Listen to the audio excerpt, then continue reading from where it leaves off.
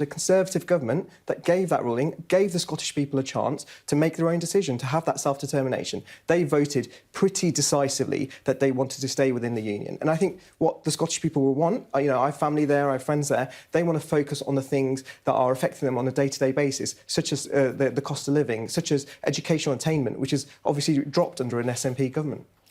Stuart, how can Nicola Sturgeon stand there and say this is about democracy, this is about accountability, this is about equality and fairness, and then say, right, we're going to take the next election as a de facto election. She has deferred it on to the party whether or not she will do this, but saying perhaps that it won't just be the SNP votes that will count, but it'll be parties that support independence, like the Green Party.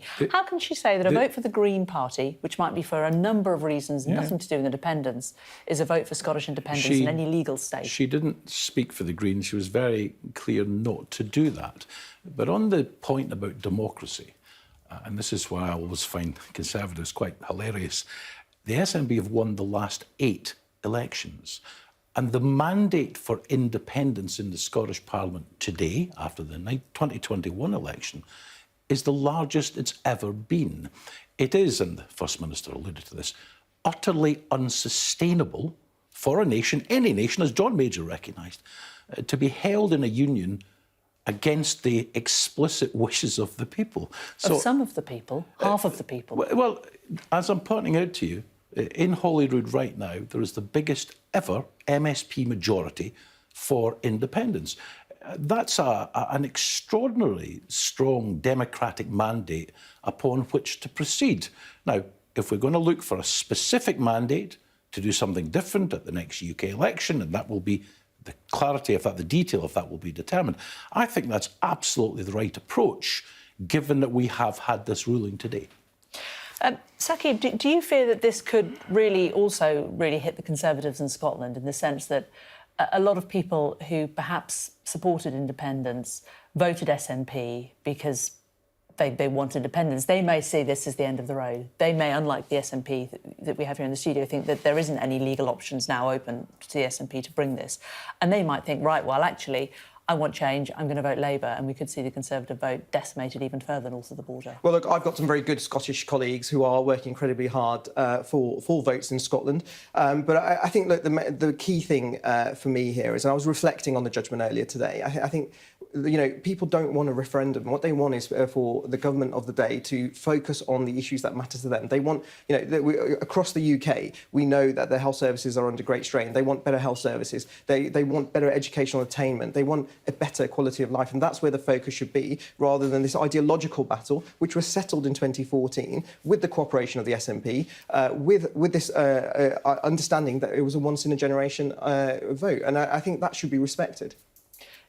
Do you worry about the next election in terms of, I know you were talking about MSPs, but when we see the next general election, Keir Starmer appears now, from the latest polls, to be more popular in Scotland among some people than Nicola Sturgeon.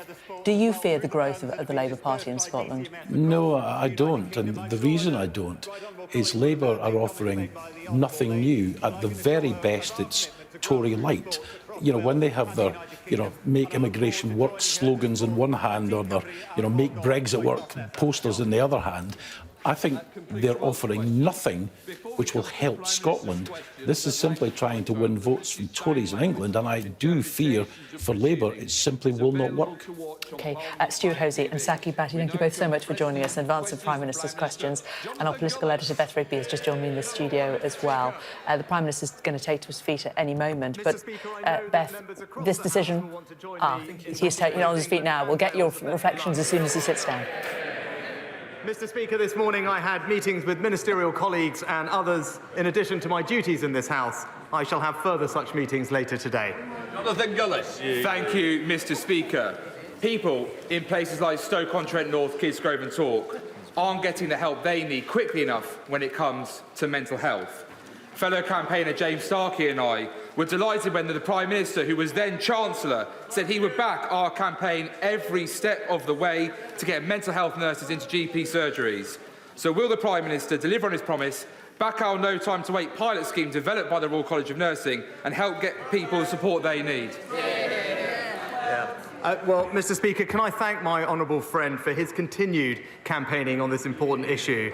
I'm pleased to tell him all 1,250 primary care networks in England are entitled to recruit up to 2 mental health practitioners to work in surgeries. I know the BMA and NHS are looking at expanding that, and I look forward to working with him to ensure that his constituents in Stoke get the mental health support and care that they need.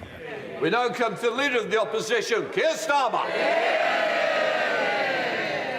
Thank you, Mr. Speaker, and congratulations to England and Wales on their start to the World Cup, and good luck for the rest of the tournament. Mr. Speaker, the World Cup doesn't belong to FIFA, and it doesn't belong to the host nation. It belongs to everyone who loves football. It's totally unacceptable that during this tournament, gay football fans are unable to acknowledge who they love, and players have been threatened with suspension if they show solidarity with those fans. Shame on FIFA. Britain faces the lowest growth of any OECD nation over the next 2 years. Why?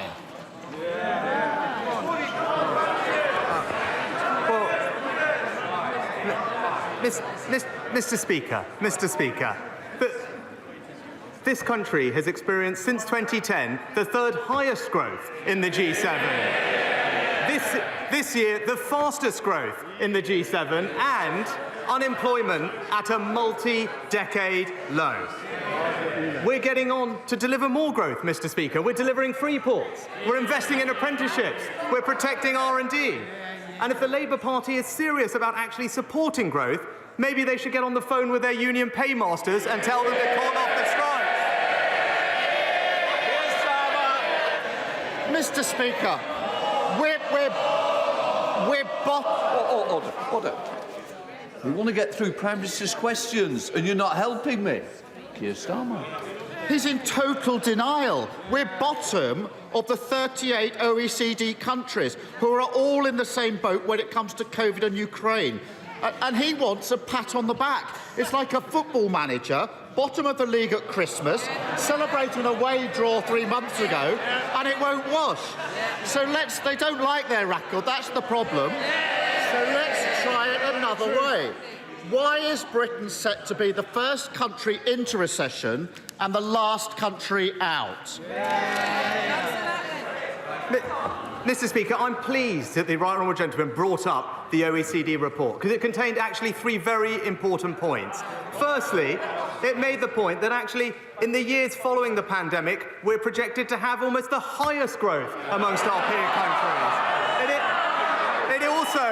It also made the point, it was crystal clear that the challenges we face are completely international in nature. And thirdly, Mr. Speaker, it supported our fiscal plan because it's credible and ensures sustainability. Now, the Right Honourable Gentleman would have known all of that if he actually read the whole report. But he's not interested in substance. He's an opportunist, Mr. Speaker. In 4 weeks, Mr. Speaker, in 4 weeks, I've strengthened the economy. We've put more money into the NHS and schools. We've delivered a deal. We've delivered a deal to tackle illegal migration. In the same 4 weeks, all we've... Prime Minister, when I stand, you've got to sit down. But can I just say to you, you came to me quite rightly and said to me, we want to get through Prime Minister's questions. I'm going to give short answers. Please stick to what you have. Mr. Speaker, there's only one party that's crashed the economy, and they're sitting there. And I noticed this, Mr. Speaker. I noticed this. He won't say why Britain is set to be the first into a recession and the last out. So I will. 12 years of Tory failure, followed by 12 weeks of Tory chaos. For a decade, they've let our economy drift aimlessly before suddenly cutting the parachute ropes and slamming it to the ground. And because of the changes he's made, a typical household will end up with tax increases of £1,400. They don't want to hear about these tax increases of £1,400. contrast that to a super wealthy non-dom living here but holding their income overseas. How much more? Order. Mr. Young, I don't need any more. I don't need shouting, don't need pointing. You're meant to be a good example when you sit on this front bench. Because you're the second, don't spoil what you're meant to do. Mr. Speaker, I don't think they want to hear this. Because of the changes he's made, a typical household will end up paying tax increases of £1,400. Contrast that to a super wealthy non-dom living here but holding their income overseas. How much more has he asked them to pay? Just order. As I said to the Prime Minister, I said to the Leader of the Opposition, I'm going to get through this list. I need you both to help me and think of other members. Come on. Well, Mr. Speaker, Labour had 13 years to address this issue and did nothing. Nothing. It was the Conservative government that took action and tightened the rules. But the problem with his idea is that it would end up costing Britain money. Not my words, the words of the former Labour Shadow Chancellor. But rather than peddling fairy tales and gesture politics, let's actually tell him what we're doing to deliver for this country. A record increase in the national living wage, protecting millions from energy bills, protecting the pensioners' triple lock. That's what we're doing for this country. Mr. Speaker, if they'd grown the economy at the same rate as the last Labour government, we'd have tens of billions of pounds more to spend on that. Mr. Speaker, it wasn't a trick question. The answer is he's not asked non-doms to pay a penny more. Every year, he talks about the money. Every year, that's £3.6 billion thrown away because he won't make them pay their taxes here. How many extra doctors could Britain afford with that money? Well, Mr. Speaker, I'm pleased that he brought up doctors, because last week we delivered record increases in funding for the NHS. Not just more doctors, but more nurses, more scans, more operations. That shows our commitment to prioritise the NHS. Not my words, the words of the NHS Chief Executive. Scrapping the non-dom status would allow us to train 15,000 doctors every year. That's what Labour would do. And we can carry on handing out tax breaks to the super rich. Or we can live in a society where people don't have to go private to get a doctor's appointment. It's that simple. He also hands Shell 90p for every £1 they spend drilling. So they haven't paid a penny in windfall tax. Mr. Speaker, you may have seen this week that somebody shredded £10,000 in protest at those propping up an oil and gas giant. But he shreds £10,000 every other minute propping them up. Which does he think is the more absurd? Mr. Speaker, this is the government that has actually put in place an economic plan that will deliver confidence and stability to our economy. And all I've heard from the Honourable Gentleman today, there's no answers, there's no substance, because there's no plan, Mr. Speaker. He talks about the NHS, we're delivering record funding for the NHS, but we can only do that on the foundations of a strong economy. You can't deliver for the NHS unless you have a plan for the economy, and he doesn't have either, Mr. Speaker. Mr. Speaker, every time he opens his mouth, another powerful business voice says he hasn't got a plan on growth. The failure of the last 12 years and the chaos of the last 12 weeks are compounded by the decisions he's taking now. He won't follow Labour's plan to scrap non-dom status. Instead, we've got an NHS staffing crisis. He won't follow Labour's plan to make oil and gas giants pay their fair share. Instead, he hammers working people. And he won't push through planning reform. Instead, he kills off the dream of home ownership. Too weak to take on his party, too weak to take on vested interest. 12 long years of Tory government, 5 Prime Ministers, 7 Chancellors. Why do they always clobber working people?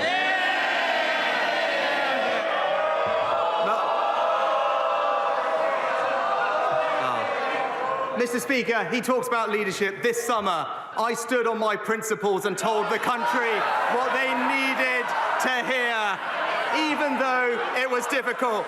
When he ran for leader, he told his party what they wanted to hear. And even now, he says one thing and he does the other. He says he cares for working people, but he won't stand up to the unions. He said he'd honour Brexit, but he tried to have a second referendum. And now he tries to talk tough about immigration, but he promised to defend free movement. You can trust him. You can trust him to deliver for his party. You can trust me to deliver for the country.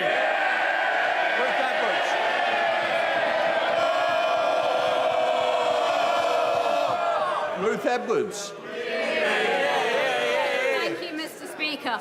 As we debate how to best help our constituents with their energy costs, 10 million people in Ukraine are without power due to Russia's barbaric strikes on the country's energy infrastructure.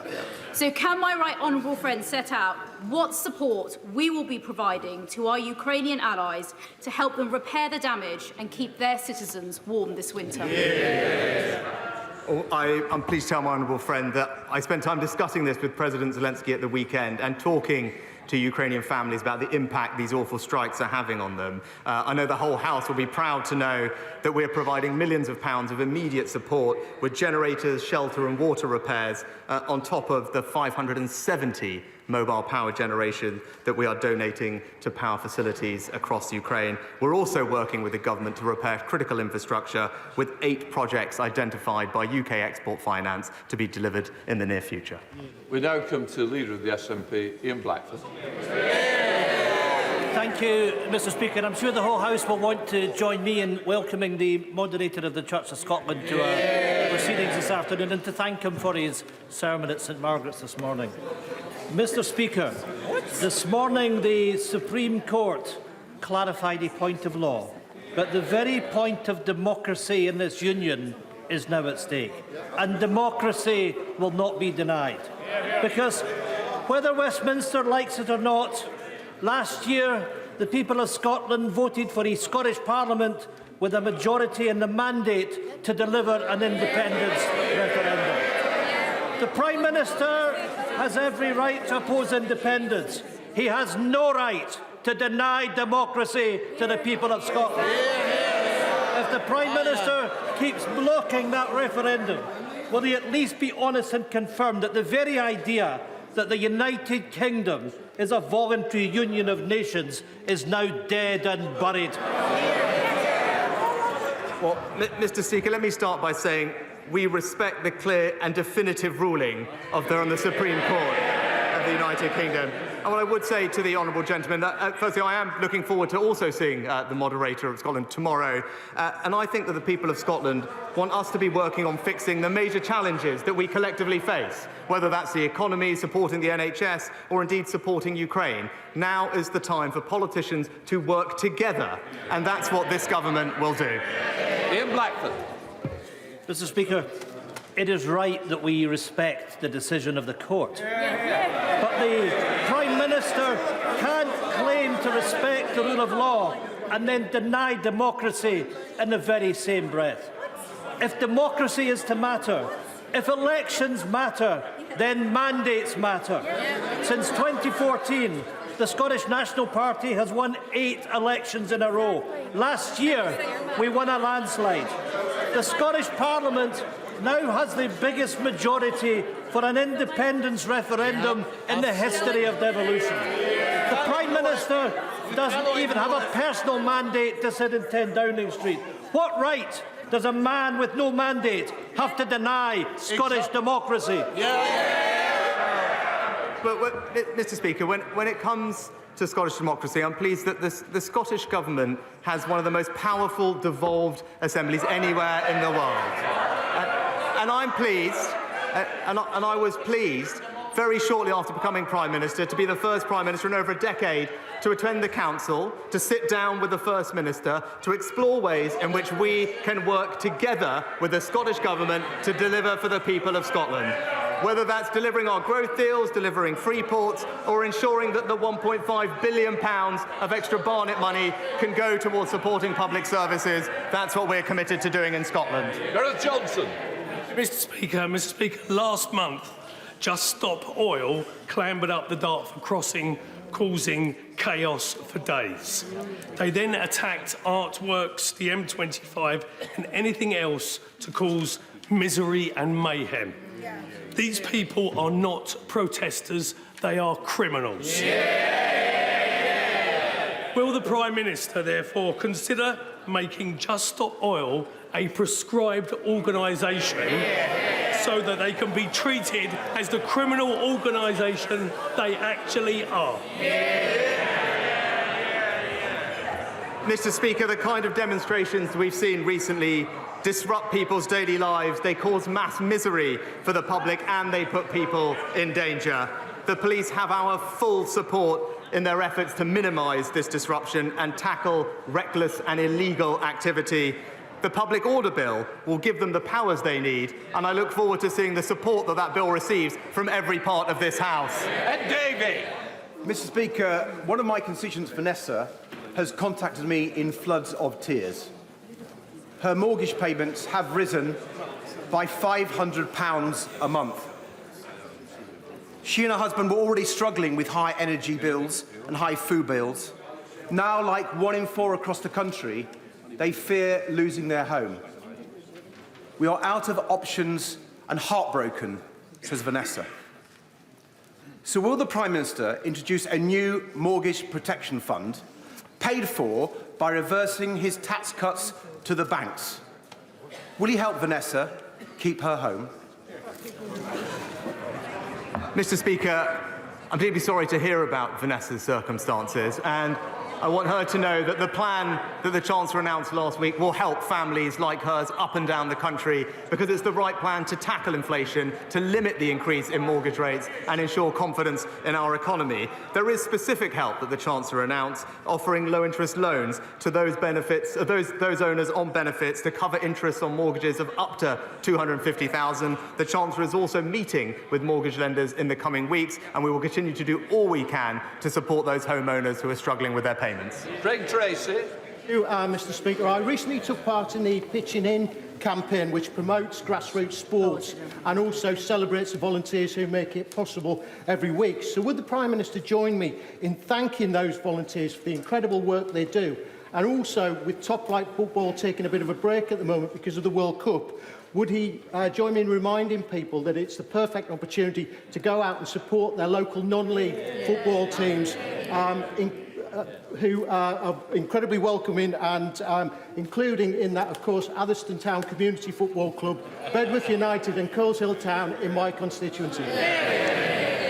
Well, I'm happy to join my honourable friend in praising all his local teams. And he makes an excellent point, actually, that volunteers have a vital role to play in community sport and actually the delivery of major events. And I join him in thanking them for everything that they do. Sport accounts for over half, Mr. Speaker, of volunteering in the UK. And every one volunteer generates a capacity for at least 8 more people to participate in sport. And I know the whole House will join me in praising their efforts. Alan Dorrance. Thank you, Mr. Speaker. Good afternoon. Mr. Speaker, since 2014, the SNP have won 8 elections, and we now have more councillors, members of the Scottish Parliament, and more MPs in this place than any other Scottish political party. Every one of those elected members were elected on a manifesto and clear mandate for Scottish independence. Mr. Speaker, what democratic right does this government have to deny Scottish democracy, refuse an independence referendum, and to keep us shackled and imprisoned in this involuntary and unequal union against the will of the Scottish people? Well, Mr. Speaker, again, we respect the decision of the court today with regard to the referendum, and we're getting on with the business of working constructively, collaboratively, in partnership with the Scottish Government to deliver for his constituents. Indeed, the Ayrshire Growth Deal is investing over £100 million to make use of his region's strong industrial heritage, potentially making more use of renewable energy. That's the kind of positive project we should be focused on, and that's what we'll keep on delivering. John Penrose. Mr. Speaker, the Prime Minister has rightly promised to recruit a successor to Lord Geit as his ethics adviser promptly. But would he accept that threats to integrity are often broader than the job description of the Prime Minister's adviser on the Ministerial Code? And will he therefore commit to introduce the additional measures in the new 5-point integrity plan on topics like lobbying and conflicts of interest, developed with organisations like Transparency International and Spotlight on Corruption, to show he will walk the talk and put party integrity and government integrity at the heart of our democracy? Well, I thank my honourable friend for his comprehensive and thoughtful suggestions. As he acknowledged, he knows that I've committed to appointing an independent adviser on ministerial interests, and I very much look forward to studying his other proposals in proper time. Chris Law. Mr. Speaker, just 3 months ago, this appointed interim Prime Minister said in Scotland, and I quote, "We live in a union, which is of course there by consent and by democracy." And added, "I accept that." Well, Mr. Speaker, by their consent and by democracy, the Scottish people have already voted by a clear majority in the Scottish Parliament to have their say through a referendum on the independent future for Scotland. So it begs the ultimate question, Mr. Speaker. Can this Prime Minister tell us if he accepts Scottish democracy?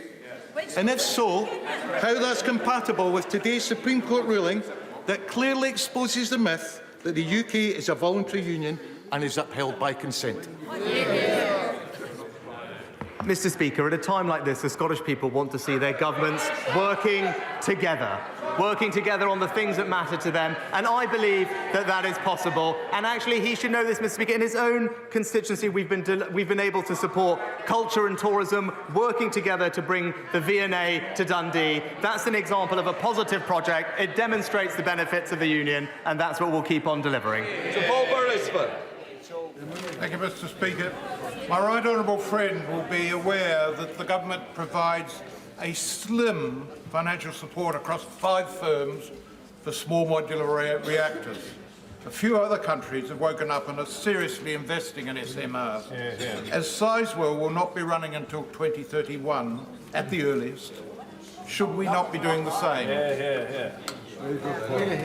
No, my honourable friend actually makes an excellent point, and hopefully he was heartened to hear what the Chancellor said last week, that we want to crack on with our overall nuclear programme. And I think he's right to acknowledge that small and advanced nuclear reactors have the potential to play a key role in that nuclear programme alongside projects like Hinkley and Sizewell. That's why we've allocated £385 million to support them, and like him, I'm keen to see progress as soon as possible. Dr. Philippa Whitford. Thank you very much, Mr. Speaker. During the 2014 referendum, we were told that Scotland was an equal partner in a family of nations. Yet the disaster that is Brexit was forced on Scotland against our will, and we see devolution wound back by legislation such as the Internal Market Act. So if the Prime Minister still claims the UK is a voluntary union, can he explain the democratic route by which the people of Scotland get to make a choice over their own future? Well, Mr. Speaker, the UK is a collaborative and constructive union that is delivering for the people of Scotland. Even in Ayrshire itself, where we're working collaboratively with the Scottish Government to invest in aerospace, advanced manufacturing and space. Those are the types of activities that will bring tangible benefit to the people in her region, and that's the right focus for the Government. Angela Adams. Thank you, Mr. Speaker. As a North Yorkshire MP, my right honourable friend will know how crucial bus services are to our communities. Last month, Arriva stopped the only bus between Selby and Doncaster, meaning that 40 Selby College students had to find, at very short notice, alternative transport to get to college. Thankfully, the college itself stepped in to resolve the situation. Additionally, across North Yorkshire, around 80 other bus services are now under threat. Can he advise what action he will take to ensure that essential services are not withdrawn at short notice, and ensure that these are continued to be operated across Selby District and wider North Yorkshire?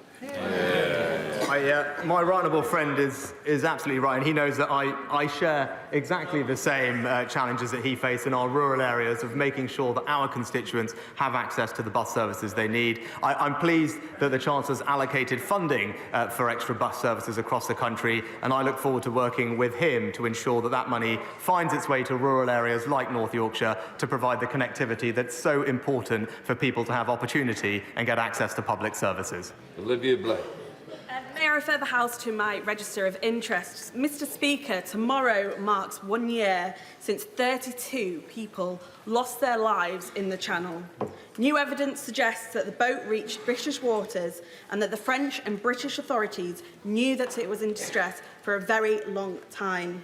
Families are still waiting for answers from the Marine Accident Investigation. Why has this investigation taken so long? Will he commit to a full public inquiry afterwards? And does he concede that this would not have happened if there were safe and legal routes into the UK? Well, Mr. Speaker, every life that is lost in the Channel is a tragedy, but that is why it is so vital that we break the cycle of criminal gangs that are exploiting people and trafficking them, and that's what the Home Secretary is focused on. We have accepted over 380,000 people over the past few years because this is a place where people can seek refuge and sanctuary, but we must be able to do that in a sustainable way, and that's why it's right that we tackle illegal migration. Dr. Caroline Johnson. Mr. Speaker, rising energy bills are a challenge for all of us, and constituents in Sleaford and North Hykeham are very grateful for much of the support that has been given by government. But with temperatures this week falling below freezing in Lincolnshire, those living in park homes are particularly concerned when they will receive their support. So I ask my honourable friend the Prime Minister, can he tell me when and how people living in park homes will receive the £400 which they're entitled to? And my honourable friend has consistently and rightly championed her rural constituents, making sure that they get access to the energy support that we're providing. It's something that the Chancellor prioritised in last week's autumn statement. I will ensure that we get the money out as quickly as possible. She should also be reassured that the cold weather payment system provides extra financial support to those vulnerable constituents when temperatures drop below a certain point. Callaghan. Mr. Speaker, did Scotland vote for Brexit? No. Did Scotland vote for austerity? No. Did Scotland vote for the Tories? No. What we did vote for, don't shout me down, don't shout me down, I've listened to all of you. What we did vote for only last year was the right to choose our own future. With that in mind, and given a previous non-answer from the Prime Minister, can the Prime Minister tell this House, tell us all in fact, how a nation can leave this so-called voluntary union? Mr. Speaker, the challenges that we face right now are those that require cooperation between our governments, tackling the economy, supporting the NHS, and I'm pleased that last week's autumn statement means that the Scottish Government will receive £1.5 billion in extra funding to deliver for public services in Scotland, and that's what we will continue doing. Theresa May. Thank you, Mr. Speaker. Scotland is a proud nation with a unique heritage. It is a valued member of our family of nations, a union of people bound through the generations by shared interests. Does my right honourable friend agree with me that this morning's Supreme Court decision gives the Scottish nationalists, the SNP, the opportunity for once to put the people of Scotland first?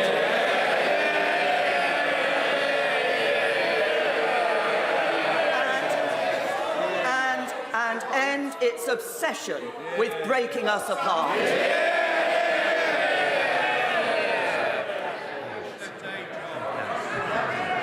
I think that my right honourable friend put it very well, Mr. Speaker. Angus Brendan McNeill. Thank you, Mr. Speaker. The Prime Minister won't answer, but it's obvious that the route to Scottish independence is now elections, and we know, Prime Minister, there's going to be many of them. Now, Mr. Speaker, inequality cost, and in France, the middle earners earn 20% more than in the UK, and low earners earn 25% more. This inequality is why the cost of energy and the cost of living hits people worse in the UK, and it's why I'm for independence, incidentally, to choose a better path. But meantime, in my constituency, there are both more more off-grid fuel customers and a higher rate of fuel poverty than in Northern Ireland. So will the PM do the right thing and extend the £200 payment that's going to Northern Ireland to the off-grid customers in my geographically distinct constituency, the Hebrides, on the basis of fairness? Yes or no? Mr. Speaker, last week's autumn statement announced £55 billion to support families and businesses across the United Kingdom with their energy bills. And the Chancellor paid particular attention to those that are off-grid in rural areas by doubling the support to £200 for them, and that will help many people in his constituency and across the United Kingdom. Sarah Bretliff. Speaker, I'm sure we'll both be celebrating this weekend what we consider to be one of the best days of the year, and that is Lancashire Day. Thank you personally for hosting the event in Parliament. So will the Prime Minister, though he represents a Yorkshire constituency, join me in welcoming our Lancastrian local leaders and businesses to Parliament today and join us in supporting our proud history and bright future by levelling up what we consider to be the best county?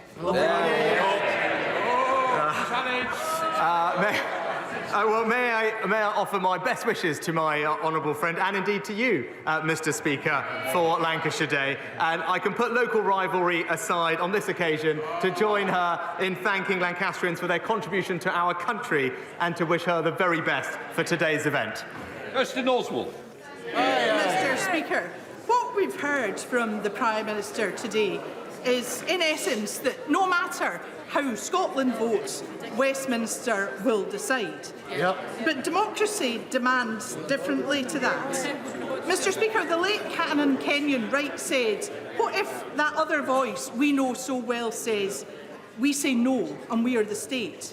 Well, we say yes and we are the people. And it is the people in Scotland who have to be heard. This place can't stand in the way of democracy. And if this Prime Minister with no mandate thinks it can, is he seriously telling us that this is a voluntary union of equals?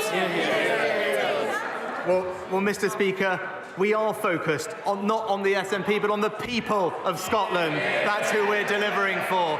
I'm happy to meet with the First Minister, as I continue to do, to deliver for them, whether it's in her own constituency with a growth deal, whether it's moving civil service jobs to Scotland, whether it's delivering free ports or indeed the extra funding for public services. This is a government that will deliver for the people of Scotland, and we will do it constructively and collaboratively. Order, order. I would now like to make a statement. On the 20th of October, the Culture, Media, Sport Committee published a special report on answers given to it by the Right Honourable Member for Mid-Bedfordshire when she was the Secretary of State for DCMS. The Honourable Member for Ochil, South and Perthshire subsequently wrote to me asking for precedence for a complaint of a breach of privilege, as was his right. I declined to do so since the bar for such a complaint is high. The House should only take action when essential in order to provide reasonable protection for the House, its members or its officers from improper obstruction. I note the committee itself, of which the honourable gentleman is a member, has said, had Miss Doris remained the Secretary of State, driving policy of selling the channel, we may have sought referral to the Privilege Committee. But as her claims have not been inhibited, the work of the committee, and she is no longer has a position of power over the future of Channel 4, we are instead publishing this report to enable the House and its members to draw its own conclusion. So I consider it appropriate to respect the committee's assessment of the situation. Correspondence on matters of privilege is private. Indeed, had to grow to great lengths to ensure that members can write to me in confidence on any matter, knowing their communication will remain private. Expect the same courtesy in my replies.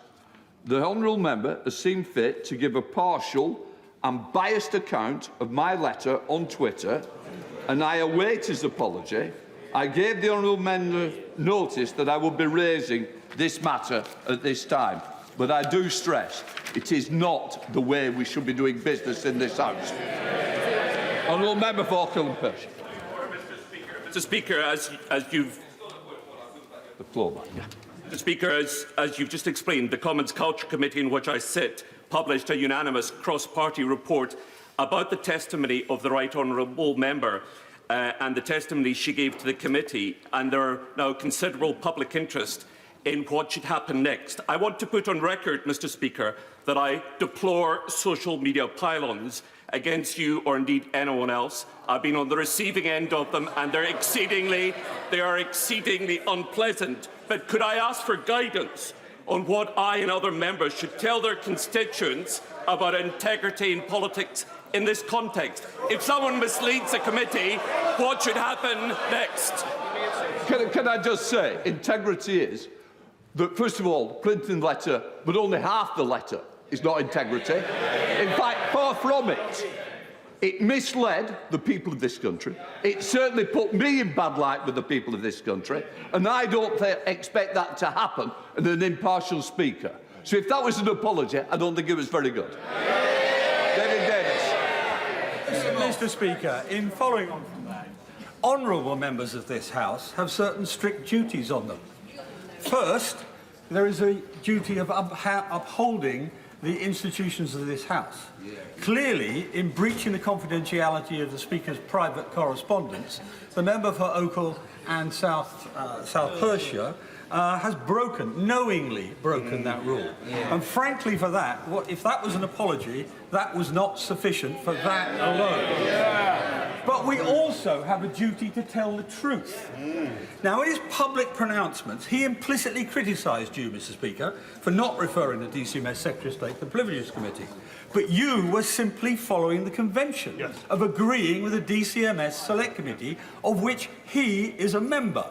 And when they decided not to refer, there was no minority report from him.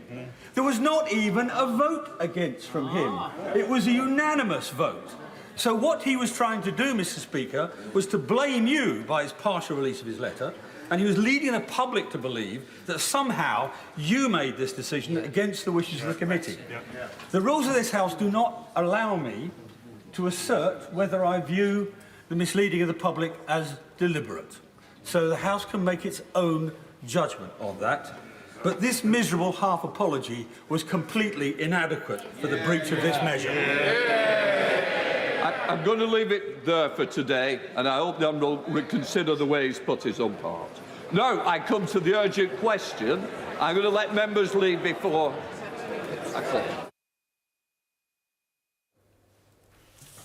Well, that was the end of Prime Minister's questions. A rather curious exchange there between the Speaker and another member of the House who had clearly posted fragments of a letter between him and the Speaker arguing that this was inappropriate, certainly to publicise half of a letter and ask for an apology. David Davis there interjecting that that was a miserable half apology.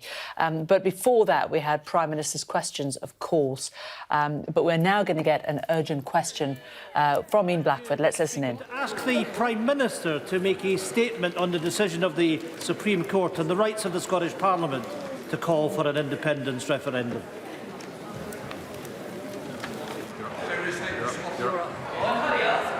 No. Mr Speaker, I'm grateful to the Right Honourable Member for providing me with the opportunity to address the House on this important ruling of the Supreme Court on the issue of the competence of the Scottish Parliament to legislate for a referendum on independence. The UK Supreme Court has today determined that it is outside the powers of the Scottish Parliament to hold an independence referendum. And I respect the Court's clear and definitive ruling on this matter. The Scottish Government's Lord Advocate referred this question to the Supreme Court, which has today given its judgment. And, Mr Speaker, the UK Government's position has always been clear that it would be outside the Scottish Parliament's competence to legislate for a referendum on Scottish independence because it is a matter wholly reserved to the United Kingdom Parliament. We welcome the Court's unanimous and unequivocal ruling, which supports the United Kingdom's Government's long-standing position on this matter. People want to see the Scottish Parliament and the Scottish Government focus on issues that matter to them, not on constitutional division. People across Scotland rightly want and expect to see both their governments and the United Kingdom and the Scottish Government working together with the relentless focus on the issues that matter to them, their families and their communities. The Prime Minister has been very clear and has demonstrated since day one that it is our duty to work constructively with the Scottish Government. We fully respect the devolution settlement and we want to work together with the Scottish Government on vital areas like tackling the cost of living, growing our economy and leading the international response to Russia's illegal war in Ukraine. At this time of unprecedented challenges, the benefits of being part of the United Kingdom have never been more apparent. Never been more apparent. Mr. Speaker, the United Kingdom Government is providing the Scottish Government with a record block grant settlement of £41 billion per year over the next 3 years. And the people in Scotland are benefiting from unprecedented cost of living support announced by this Prime Minister and our Chancellor. It is important now that we move on from constitutional issues to focus on tackling our shared challenges. I therefore welcome the Supreme Court judgment and I call on the Scottish Government to set aside these divisive constitutional issues so that we can work together, focusing all of our attention and resources on the key issues that matter to the people of Scotland. Mr. Speaker, the United Kingdom Government is proud of its role as the custodian of the devolution settlement. The United Kingdom is one of the most successful political and economic unions in the world. By promoting and protecting its combined strengths, we are building on hundreds of years of partnership and shared history. And Mr. Speaker, I'd conclude by saying that when we work together as one United Kingdom, we are safer, stronger and more prosperous. Ian Blackford. Thank you, Mr. Speaker, and thank you for granting this urgent question. It is right that the UK Government answers questions today and answers them quickly, because this morning the Supreme Court dealt with a question of law. There is now a massive question of democracy. Hear, hear. Some of the Westminster parties are already widely celebrating this morning's decision, but I think it's safe to say that their thoughtless triumphalism won't last very long. Because this judgment raises profound and deeply uncomfortable questions about the basis of the future of the United Kingdom. The biggest question of all is how the Prime Minister can ever again repeat the myth that the United Kingdom is a voluntary union of nations. In 2014, the Smith Commission made it clear that, and I quote, "Nothing in its report prevented Scotland becoming an independent country should the people of Scotland so choose." If that is true, if his government is still committed to that promise, will he urgently amend the Scotland Act to ensure that the Scottish people have the right to choose our own future? If he fails to do that, is he deliberately choosing to deny democracy? Because a so-called partnership in which one partner is denied the right to choose a different future, or even itself to ask the question, cannot be described in any way as a voluntary or even a partnership at all. Mr. Speaker, what today's decision does is cast focus on the democratic decisions of the Scottish people. Since 2014, the SNP has won 8 elections in a row. We have secured multiple mandates. The question is, how many times do people in Scotland have to vote for a referendum before they get it? The more contempt the Westminster establishment shows for Scottish democracy, the more certain it is that Scotland will vote yes when the choice does come to be made. Absolutely. Because Scotland didn't vote for Brexit. We didn't vote for a new age of Tory austerity. We didn't vote for this Prime Minister. And we haven't voted for the Tories in Scotland since 1955. What we did vote for was the choice of a different future. If Westminster keeps blocking our democratic decisions, lawfully and democratically, Scotland will find a way out of this union. Mr. Speaker, I would raise a couple of points to the Honourable. This idea that there was a mandate delivered in 2021 in the holiday elections is completely misleading.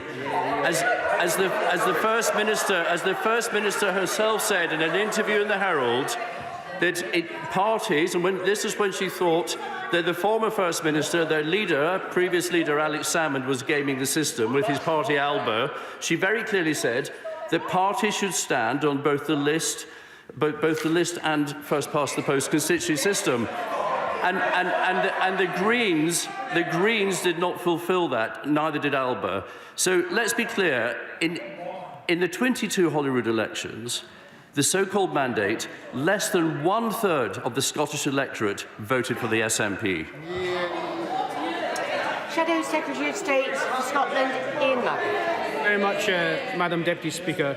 Can I begin by thanking the Supreme Court for examining this case in detail, for reaching an unanimous decision and for doing so in a speedy manner. I also want to thank the Scottish Lord Advocate for referring this case to the Supreme Court. She was right not to allow it to be lodged in the Scottish Parliament before seeking legal clarity on this matter, and we are all in a better place now for that clarity having been put forward. The Supreme Court's ruling is absolutely clear and concise. The leader of the SNP has just accused those who are against independence of triumphalism today. Nothing could be further from the truth. We are deeply disappointed and angry that our politics in Scotland is paralysed by this constitutional grievance.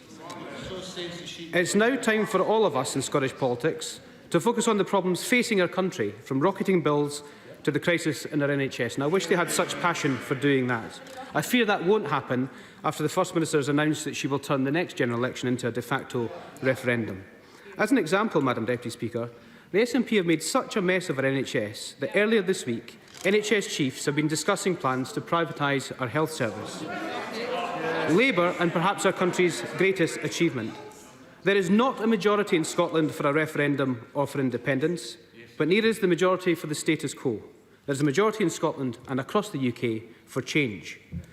This failing and incapable Tory government is unfit to govern this country. They've crashed the economy, and they are as big a threat to the Union than any nationalist. People in Scotland and across the UK are sick of watching their incompetence, our national standing falling in the world, and working people paying for their decisions. But change is coming. It's coming with a UK Labour government that will bring economic growth, raise living standards, and restore our nation's place in the world. So does the Secretary of State agree with me that change is indeed coming, and Scottish voters will lead the way by kicking his government out of office and helping to elect a UK Labour government?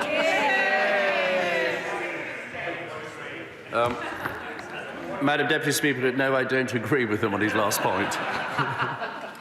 David Mandel. Thank you, Madam Deputy Speaker. My constituents, Madam Deputy Speaker, won't be celebrating this outcome, but they will be deeply relieved that they are not going to be facing a hugely divisive independence referendum next October with all the other issues that they face. In my constituency, people cannot access an NHS dentist. They cannot access a GP. They can hardly get an ambulance to come out, and our local hospital was overwhelmed 2 weeks ago. On that basis, does my right honourable friend agree with me that this is the time to move on and focus on the issues that really matter to our constituents in Scotland? Well, Madam Deputy Speaker, my right honourable friend is absolutely right, and I know he's put a lot of work in on this subject in the past.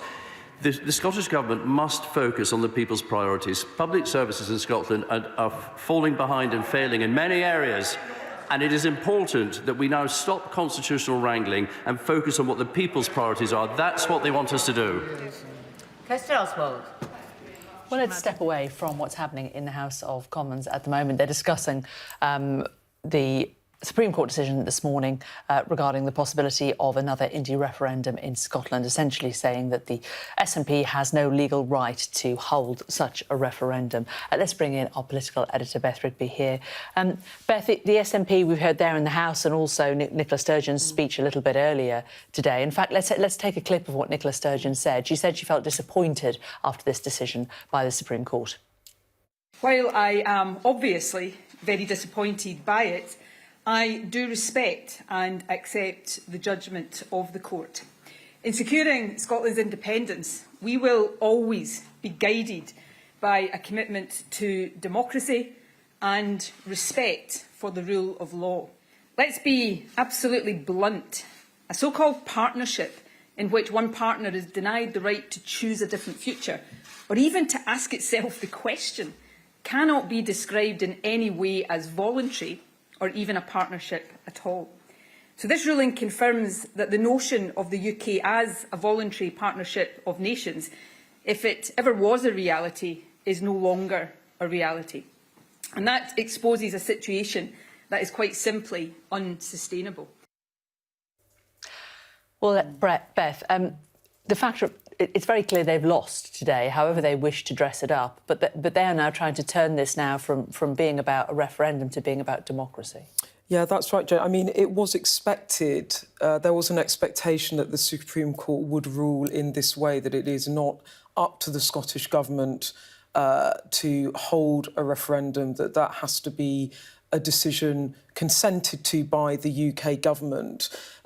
So in a way, the SNP were expecting this. Nicola Sturgeon, the First Minister there, now reframing it as we thought that they would, to turn this, as you said, from a constitutional question into a question of democracy. And you heard Ian Blackford say that in the Commons, that the Supreme Court might have answered the constitutional question about who has the right or to consent to a referendum, but the question of democracy now still very much alive in the minds of the Scottish Government, who are arguing that this is a proof that this is not a voluntary union, that the Scottish people do not have the power of self-determination in this union with the United Kingdom. And I imagine that what Nicola Sturgeon will frame this as the Prime Minister and the court in London frustrating the will of the Scottish people, and she will use that to try and build momentum for that second independence referendum. Look, she argued for this in May 2021 in the Holyrood election. She was clear that one of the big campaigns for her would be that second referendum, and now they had penciled in a date for October next year. She is now instead saying that the next general election will be campaigned on for the SNP on the matter of a second referendum. So I think that this constitutional question was expected, but the idea that this kills off the notion that there will be a second referendum is anything further from the truth, and really it will fall in part onto the political parties in Scotland in a general election to see if they can begin to whittle down that commanding SNP majority, both in Westminster, where they hold the vast majority of Scottish seats in Westminster, but of course they've also won election after election in Holyrood. So I don't think this is an argument, a question that's going to go away. This, in fact, was expected, and now Nicola Sturgeon will pivot to her second point about making this a question of democracy and continue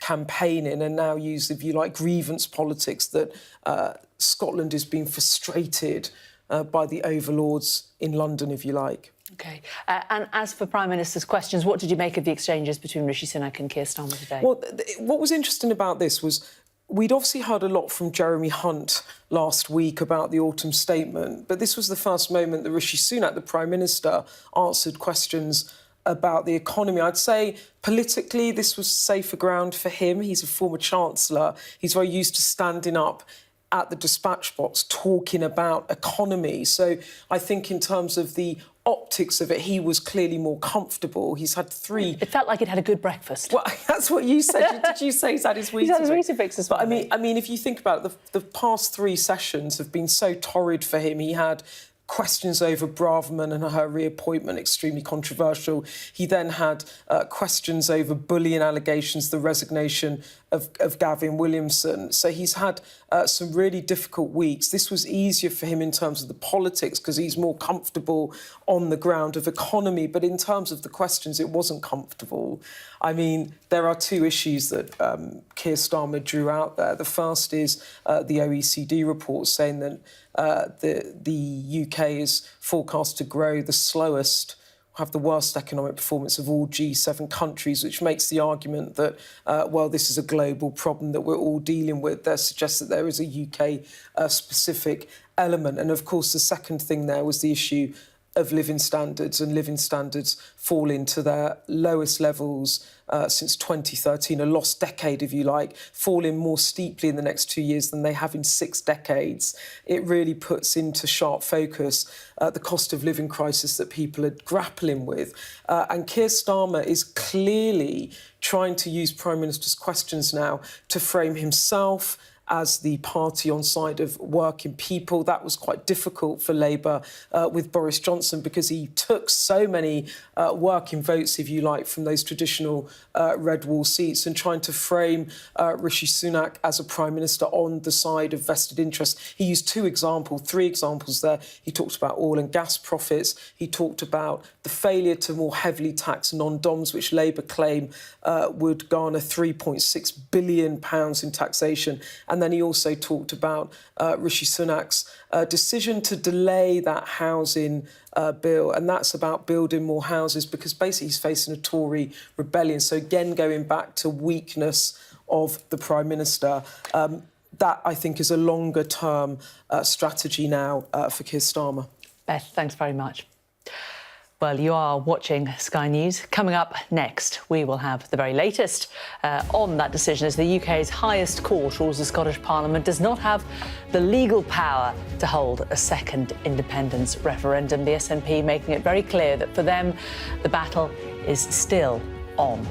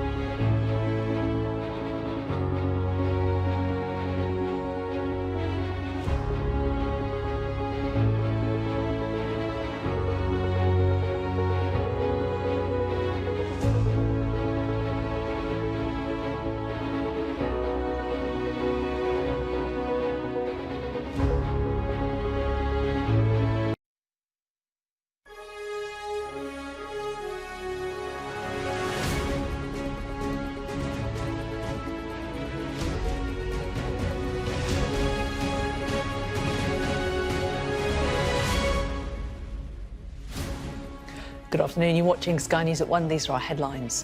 The UK's highest court rules the Scottish Parliament does not have the power to hold a second independence referendum. Nicola Sturgeon insists independence is necessary to avoid the disaster of Brexit and confirms she'll rely on a general election to deliver a mandate. My resolve to achieve independence is as strong as it has ever been. Indeed, it is, if anything, today, even stronger.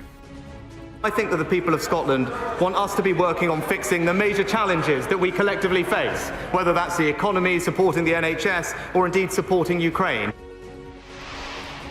An inconceivable, cruel crime. A man whose wife and two daughters were killed in a Nottingham flat pays tribute to the family that died in the fire.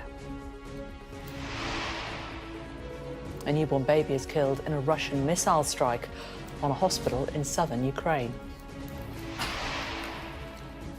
Up for sale, Manchester United share prices rise as owners confirm they're open to selling the club.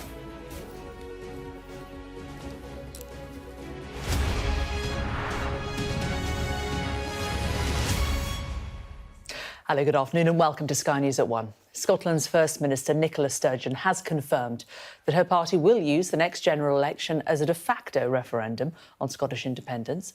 She was speaking after the Supreme Court ruled Holyrood does not have the legal power to hold a vote without the permission of the UK government. Well, Nicola Sturgeon accused Westminster of denying democracy and said independence was essential to avoid the disaster of Brexit. While I am obviously very disappointed by it, I do respect and accept the judgment of the court. In securing